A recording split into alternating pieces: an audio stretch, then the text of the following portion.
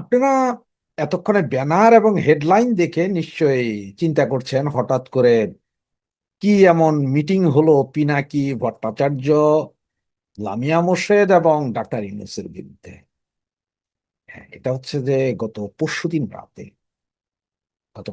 রাতে পিনাকি ভট্টাচার্য গিয়েছিল আপনার ডাক্তার ইউনূসের সাথে দেখা করতে। ইউনূসের যে বাসা আছে প্যারিসে, এ বারিয়াসাটা পড়েছে আপনার প্যারিস ৮, ৭ এবং ১৫। এখানে তিনটা ওয়ার্ড বলতে পারেন, বাংলাদেশের ভাষায় ওয়ার্ড বলতে পারেন মানে।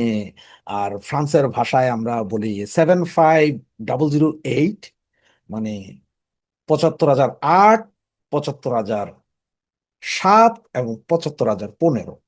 ১৫, ৭, ৮ এই তিনটে এরিয়া হচ্ছে যে প্যারিসের সবচাইতে দামি এরিয়া। যেমন আমাদের দেশের ডিউচেস ফিউচেস যেরকম নিরাপদ, নিরবিচ্ছিন্ন, ওই রকম এরিয়া। মানে এইসব এরিয়া যদি আপনি যদি কয়েক হাজার কোটি টাকা বা হাতে নিয়ে যদি নাড়াইতেও থাকেন রাতের ৩টা বাজে, কেউ এসে আপনারা জিজ্ঞাসা না যে কিরে কি হয়েছে, চুরি যাত্রাবাজি তো বহুত দূরের বাদ। ওখানে কিছু নেই, সব দামি এরিয়া এবং খুব প্রচন্ড সিকিউর। মানে মানুষের চেয়ে সিভিল পোশাকে মামুরা বেশি, আর ক্যামেরা তো অ্যাভেলেবেল। তো ওই জায়গায় পিনাকি ভট্টাচার্য গিয়েছিলেন। পিনাকি তার ওয়াইফ এবং বাচ্চাকে নিয়ে ডাক্তার ইউনূসের সাথে দেখা করেছেন, দীর্ঘ প্রায় ৪ ঘন্টা ছিলেন। ভাগ্যক্রমে যেহেতু ডাক্তার ইউনূস কাকার যেখানে বাড়ি বর্তমানে, সেই এরিয়ায় এবং সে বাড়ি থেকে জাস্ট ১০০ গজ দূরে, ১০০ গজ দূরে আমি দীর্ঘ প্রায় ২০ বছর ছিলাম। তো ভাই, আমিও তো বড় লোক না ওই এরিয়া থাকার মতো। আসলে ওখানে যারা ফ্রান্সে আছেন তারা বুঝবেন শব্দটা আমি বললে বন্দর। মানে এটা ১১ তলার উপরে, ১১ তলার উপরে একটা মুরগির খাঁচা বলতে পারেন। মানে আমার এটা ১৩ মেটকারের একটা রুম ছিল। সেই রুমে আমি দীর্ঘ ২৫ বছর ছিলাম।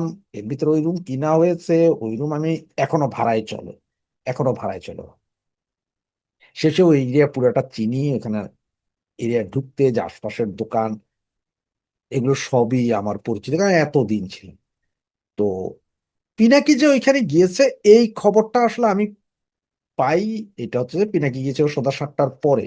তার মানে তার যে কাজ যেখানে আছে সেখান থেকে কাজ শেষের পরে সে সম্ভবত ৭টা, ৭:৩০ কাজ শেষ করে এরপর ওয়াইফ টাইফ নিয়ে ওখানে গেছেন। পিনাকি যদিও প্যারিস শহরে থাকে না, সে বাইরের শহর থেকে, সেখান থেকে এসে সে সেখানে গেছেন, সাথে নিয়ে গেছেন একটা বুকে। বুকে মানে হচ্ছে যে ফুলের তোড়া। পিনাকি একটা ফুলের তোড়া নিয়ে ডাক্তার ইউনূসের সাথে দেখা করেছেন। সেখানে দীর্ঘ প্রায় ঘন্টা দুয়েকের মতো ছিল।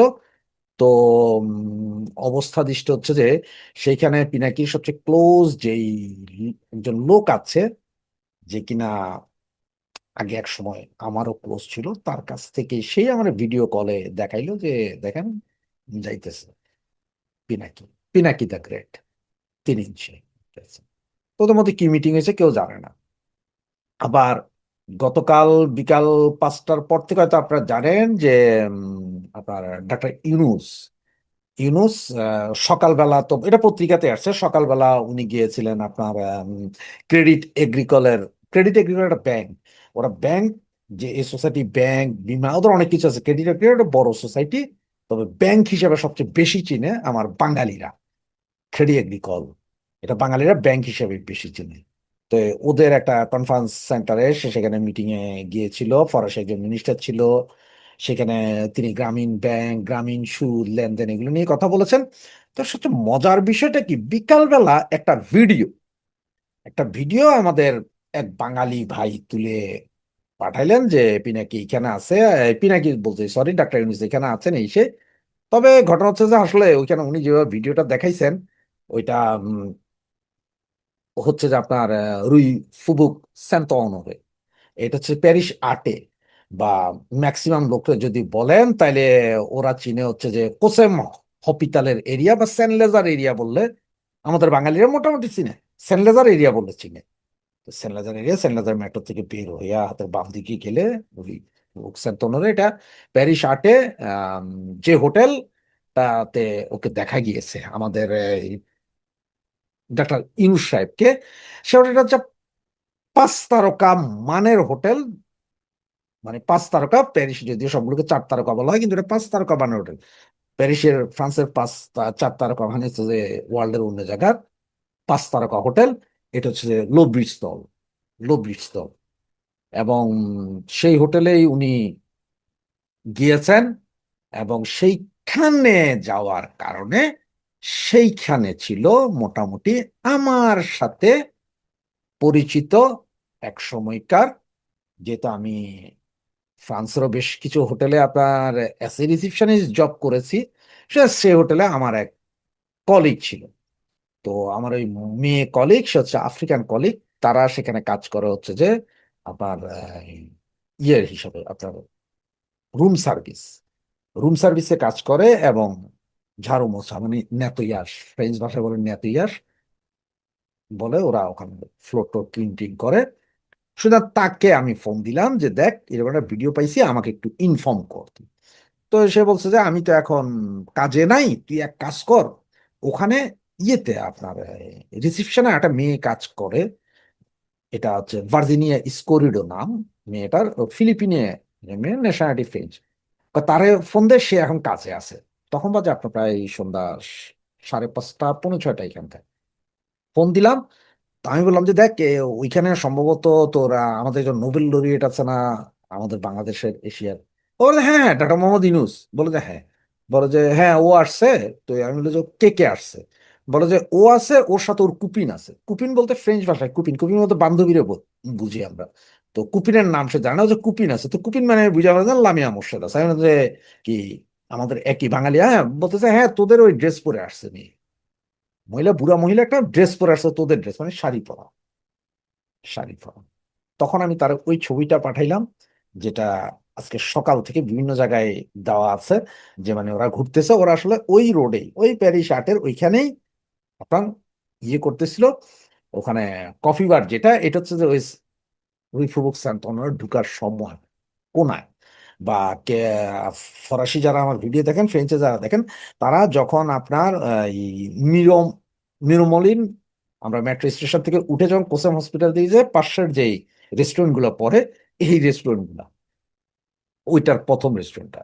তখন ও ছবি দেখে বলছে হ্যাঁ হ্যাঁ হ্যাঁ, ওরে এই মহিলা কুপিন। তাই মানে কার সাথে কি? তখন সে বললো যে এইখানে 4টা রুমে টার্কির কিছু লোক আছে, এবং ইসরায়েলের কিছু লোক আছে। 4টা রুম, মানে 4 রুমেই লোক আছে। তো কিছু লোক বলতো ওরা আসলে একজন হাজব্যান্ড ওয়াইফ আছে এরকম হয়তো, এই জন্য কিছু লোক।